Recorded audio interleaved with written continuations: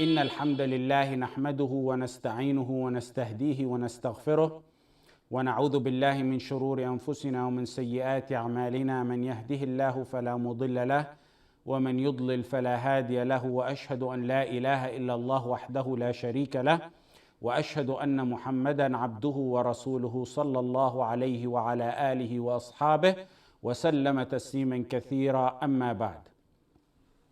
This is our 7th class on Al-Usool Ath-Thalaathah. And we talked about the first introductory 4 fundamental principles. These are the introductory principles. The first one was knowledge, and he defined knowledge as knowing Allah, the Prophet Muhammad ﷺ, and the religion of Islam. The second one was to apply your knowledge, which we finished off last week. The third one today is calling people onto it. Calling people onto it. And that brings us to our first point today. Calling people onto what? What does the dhamir go back to? What does the dhamir refer to? What does the pronoun, what does it refer to? It. Calling people onto it. Calling people onto it usually refers to the last matter. What the last matter is da'wah, applying it. Calling people to applying it. We already explained though that applying knowledge doesn't come without you knowing knowledge. So in reality, calling people onto it means calling people onto knowledge and its application, because they come side by side. They're inseparable. That's the first point. Next point is an important issue many discuss. Is da'wah fard ayn or fard kifaya? Is it communal obligation or personal obligation? And the answer to that is a twofold answer. Da'wah is ordaining the good and forbidding the evil.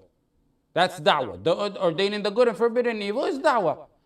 There needs to be, the first fold of the answer is, there needs to be a group of people devoted to ordaining the good and forbidding the evil. They gotta be devoted for that task. That part here is fard kifaya, communal obligation. If a group does it, it's sufficient for the ummah. Every individual of the ummah doesn't have to be a khatib. We don't need 1.6 billion khatibs. Or master the elucidation of all the hadith of Bukhari. Or break down the narrations of the chain of narrations of the hadith. A group of this ummah have to go get the classical, detailed, in-depth knowledge in hadith, in mustalah, in seerah, in tafsir, in fara'id, in inheritance, the laws of inheritance. That in itself, all that is fard kifaya. Allah in the Quran says, وَمَا كَانَ الْمُؤْمِنُونَ لِيَنْفِرُوا كَافَّةً. It's not proper for all the believers to go out in jihad.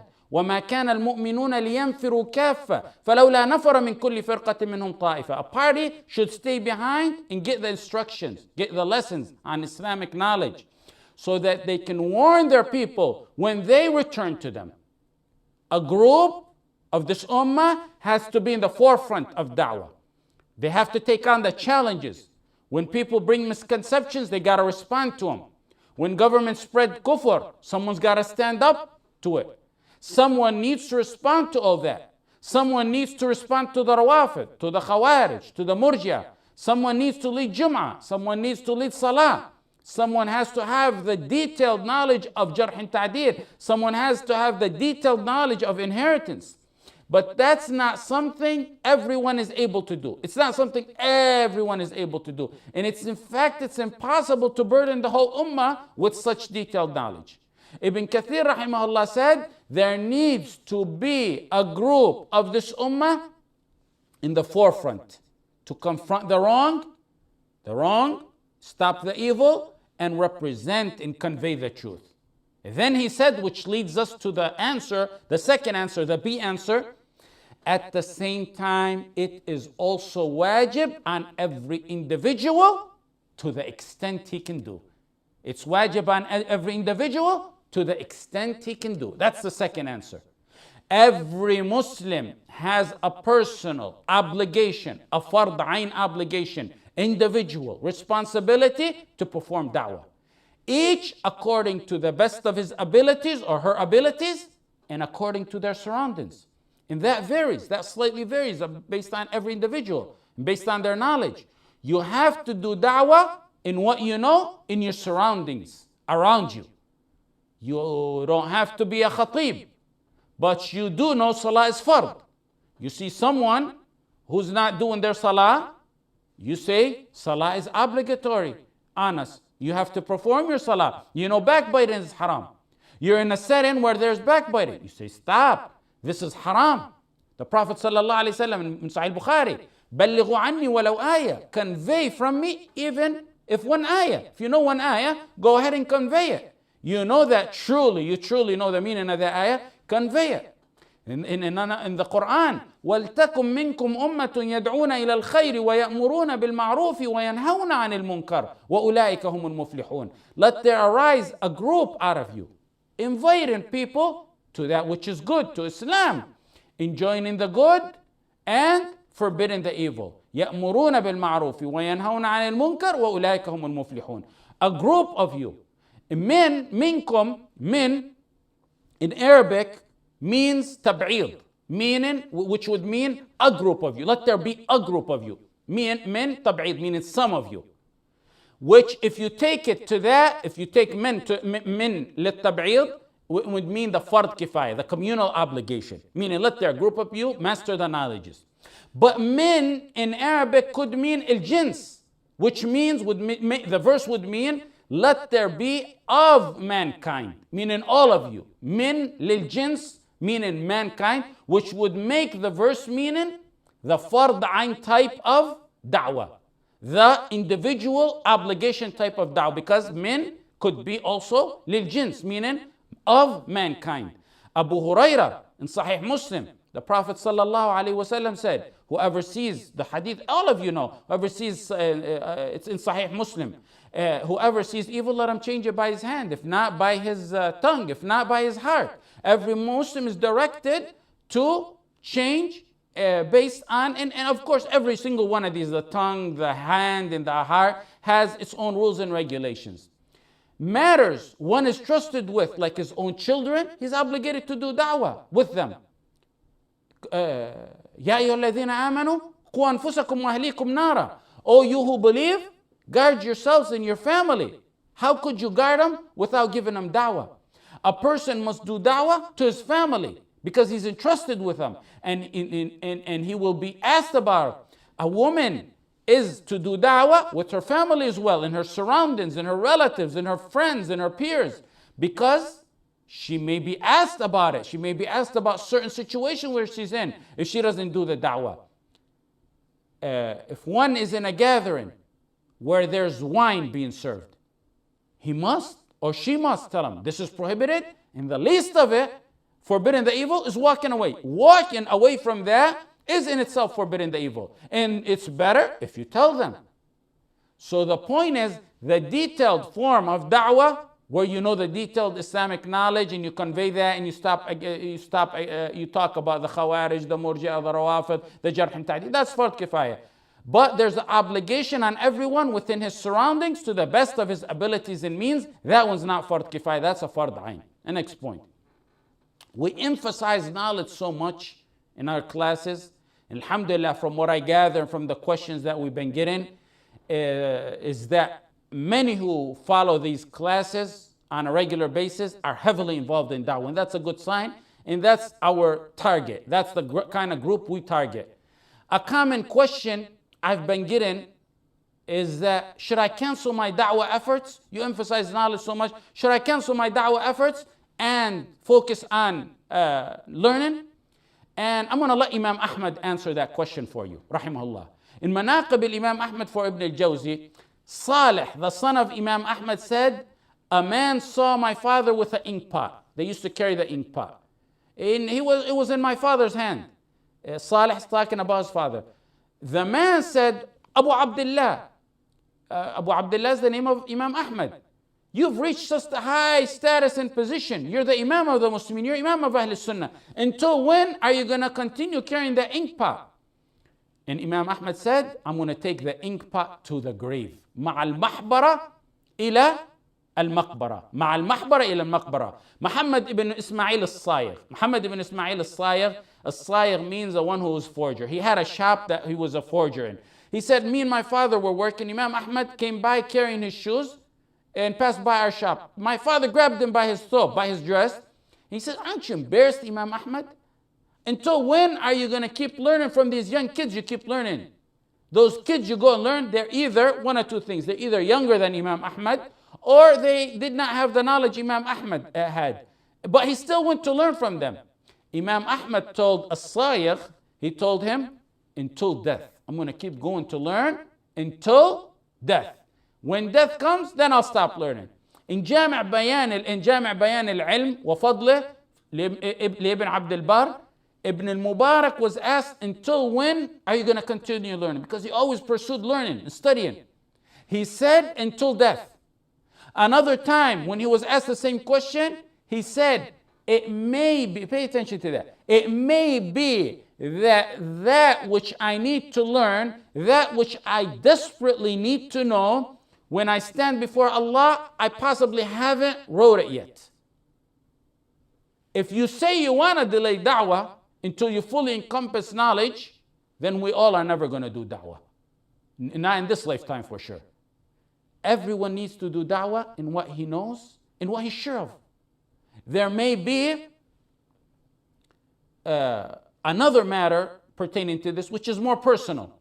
Which is balancing between your da'wah time and your learning time. That is not to say you take out da'wah out of your life. You balance it in a way that you see or deem that fits you. Ali Tantawi, a contemporary scholar or a da'iyah, whatever you want to call him, I heard him say that for the past 70 years of his life, since he started learning to read, not a day passed by he read less than 100 pages, unless he was traveling. And when he was sick, it would be about 200 pages. And in his youth, it was 300 pages. He said, I used to read and study for 10 hours a day. He was slightly humorous. He said, if someone studies for 10 hours a day and he's a donkey, something's going to stick in his mind.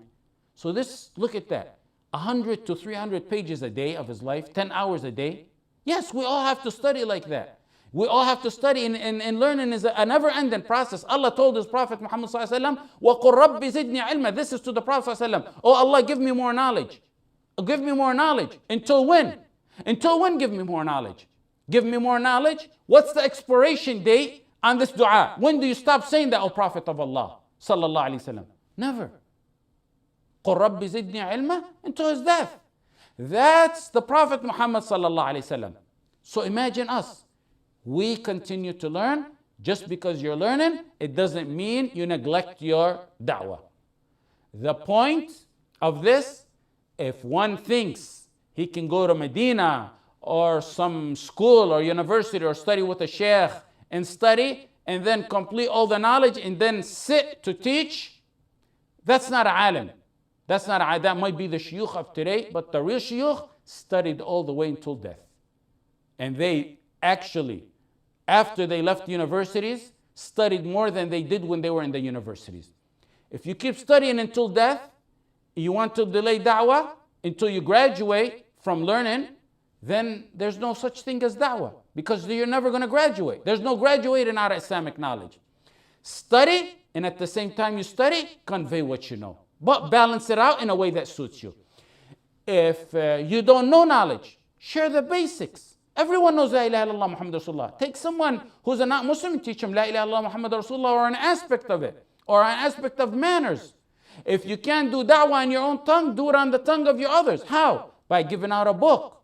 By a lecture you hear or see, you give it out in an audio format or in a link format. That's doing da'wah on the tongue of others, but you get the same reward.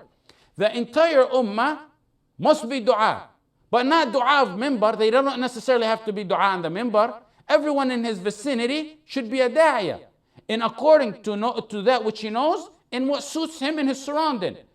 Everyone has to think about devoting a time frame out of his life for da'wah. Da'wah is not a monopolized mission the so-called shuyukh only take for themselves or take upon themselves. Had it not been for the youth during the Prophet Muhammad sallallahu alaihi wasallam's time, the youth, there would have been no Islam today. We're all, like the Prophet sallallahu alaihi wasallam gave example, we're all on a ship, ordaining for good and forbidding the evils, like people on a ship. If you let someone destroy that ship, the whole ship sinks.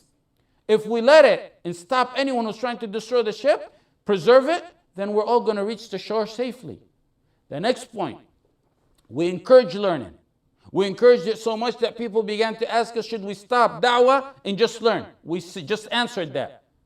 We said, no, you give da'wah while you learn. At the same time, but balance it in a way that suits your personal life.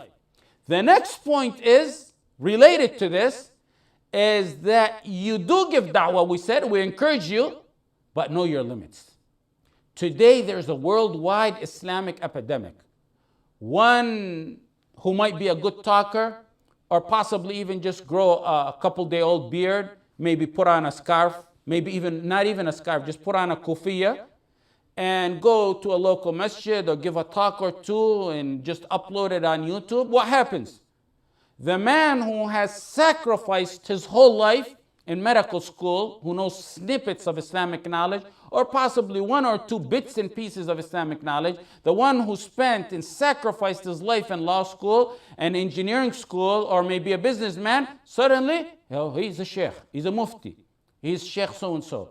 He begins to speak so boldly in matters of the destiny of this ummah, the Sahaba and the four Imams would have backed away from. Sometimes it starts off innocently. That's the truth of the matter. He teaches, he knows some good hadith, good lecture, good khutbah he gives, he conveys it, and it starts off good. Or he goes to a non-Muslim community, he conveys a lecture, invites them to Islam. That's good.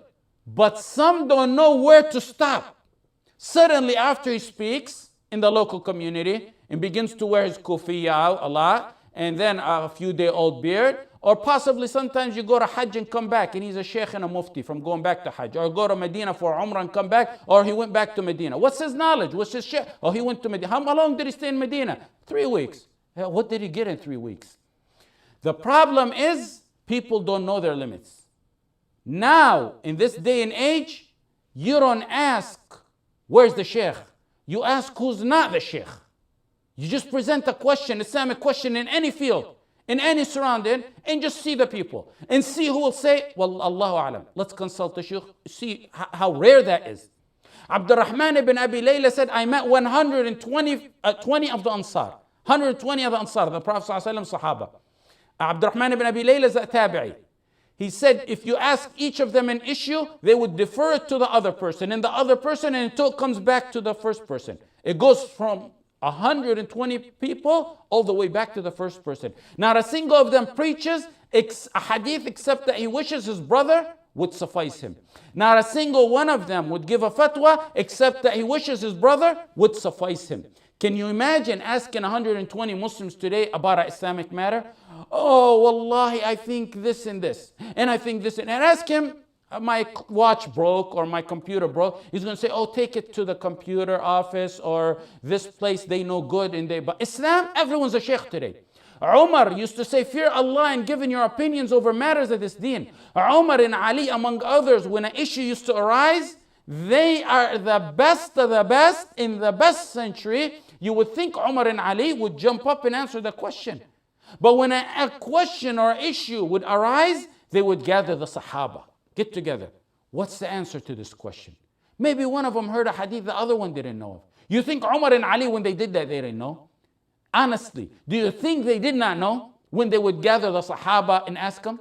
No, but they wanted to make 1,000% sure that this is the right answer, that they didn't miss out on anything. Ata ibn Sa'ib said, a tabi'i, I met men, he means about the Sahaba. He's a tabi'i talking about the Sahaba. I met men, when one is asked about a fatwa, his answer would be while his knees were trembling and shuddering. His knees would, why?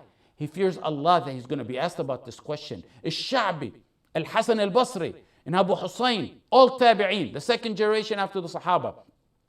They said, some of you today give fatwas in matters that if they were presented to Umar ibn al-Khattab, he would have gathered the people of Badr to consult with them. إن أحدكم لا يفتي في المسألة لو وردت على عمر بن الخطاب رضي الله عنه لجمع لها أهل بدر. What do we say today, Sha'bi? What do we say about today, Al-Hasan al-Basri? What do we say today about the Ummah? If that's during your time, the first century. People who can't, wallahi, people who cannot pronounce a single verse from the Quran have today become, whether they call themselves or other calls them or not, indirectly, have become muftin. People so ignorant, they use matters abrogated in Islam as proof to substantiate their stance. Wallahi, we heard those who can't pronounce a single verse from the Quran clearly issue fatwas or use some kind of proof on matters that are abrogated. Abrogated to, for example, as proof for free mixing and mingling. Imam Malik said, whoever wants to answer a fatwa or issue pertaining to Islamic matters, let him contemplate as what's best for him before Allah. What's going to suffice him when he's before Allah. Let him remember heaven and let him remember hell. And after he contemplates and think that, let him answer. من أحب أن يجيب على مسألة فليعرض نفسه قبل أن يجيب على الجنة والنار وكيف يكون خلاصه في الآخرة ثم يجيب. A man asked Imam Malik and he didn't answer. The man said, Abu Abdullah, please answer me. Imam, answer me. Imam Malik replied, do you want me to be a justification to the action that you want to do? Do you want me to be the justification for the action before Allah? And then I'm the one to get punished and you go scot-free? Al-Haytham ibn Jamil, he said Imam Malik was once asked about 48 matters. He answered 32. And he said to the rest of them, I don't know. He answered 32. And the rest of them, he said, I don't know. Roam around the world and ask the same number of questions Imam Malik was asked about and see how many answers. You're going to get, if you ask 50, you're going to get 50 out of 50. You ask 10, you're going to get 10 out of 10. It's a miserable situation of the ummah. One man told Imam Malik, Abu Abdullah, if you say I don't know, who knows? Imam Malik, you're the mufti of your time. Imam Malik said, you don't know me more than I know myself. I know myself. He's saying, do I look special to you? I'm an ordinary person and I know my limits. If Imam Malik knows his limits, shouldn't people of today know their limits? He said if Ibn Umar said he didn't know, then I can say I don't know. Being conceited, and this is Imam Malik's word, and love of prestige and leadership is what destroys people. That's why they can't say I don't know. Here I have a comment to say about this. When like Umar ibn al-Khattab, when Uthman, when Imam Malik, when they would gather the Sahaba to consult with them, when Imam Malik would say, and remember Ibn al-Jawzi, we talked about him in the last halaqah, he would back away from matters. The kids would probably ask, Imam Malik says, I don't know, to people who are traveling from weeks journey just to ask him, and he says, I don't know, to several questions of theirs. Do you think the Sahaba or Imam Malik didn't really know? I always think about this issue. Al-Shafi'i, they told him he was legible to give fatwa when he was 15 years old. His shuyukh told him, you are legible to give fatwa when he was 15 years old. His teacher, Ibn Uyayna, used to teach and ask the Shafi'i, who was still a kid, what do you think about this matter? What do you think about this hadith? And he would refer people to ask a Shafi'i, his own teacher. Malik took the task of giving fatwa at the age of 21. After he went around to his shuyukh, he said, am I suitable now to give a fatwa or not? They told him, Imam Malik, if your shuyukh would have told you no, would you have stopped? He said, certainly I would have.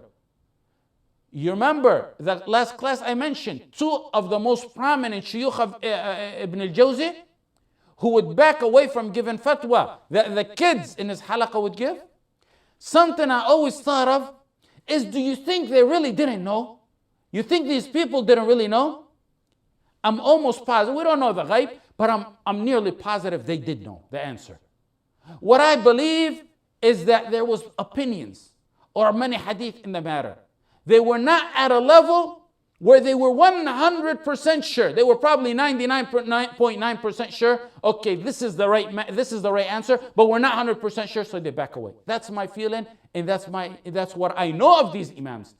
If your boss gives you a discretion to sign off on certain matters, you would think a million times before you proceed, and you would ask around, you think this is the right decision? I want to make my boss happy. He gave me a discretion to do this and that. Do you think I made the right decision? If one was an advisor to a king, to a president, and the king and president give him discretion to do certain things or to make certain decisions, he would ask around all over and make sure that's the correct 100% decisions. One who's going to give a fatwa is given a fatwa, matter pertaining not to a king or a president or a boss. It's a matter pertaining to Allah that you're going to stand before Allah and ask about him. Your boss, you can get over it. You can lie to him. Your president, your king, you can get beyond that. You can pass that point. But Allah the Almighty. Ibn al-Qayyim, rahimahullah, said, Allah prohibited speaking about him without knowledge.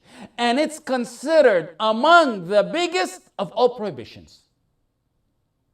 Rather, he considered it, Ibn al-Qayyim considered it among the worst sins. Ibn al-Qayyim, حرم الله سبحانه وتعالى القول عليه بغير علم في الفتية والقضاء وجعله من أعظم المحرمات بل جعله في المرتبة العليا منها. قال الله تعالى قل إنما حرم ربي الفواحش ما ظهر منها وما بطن والإثم والبغي بغير الحق وأن تشركوا بالله ما لم ينزل به سلطانا وأن تقولوا على الله ما لا تعلمون. He gave levels. Ibn al-Qayyim said Allah gave levels in sins. He put levels in this verse in 4 sins. He started off with the fawahish, sins, the major sins like adultery, fornication. Then he went to oppression. That's the second level. Then he went to shirk. That's the third. And then he went to the worst level, is speaking about Allah without knowledge. He started with the least and went to the worst. The worst is speaking about Allah without knowledge.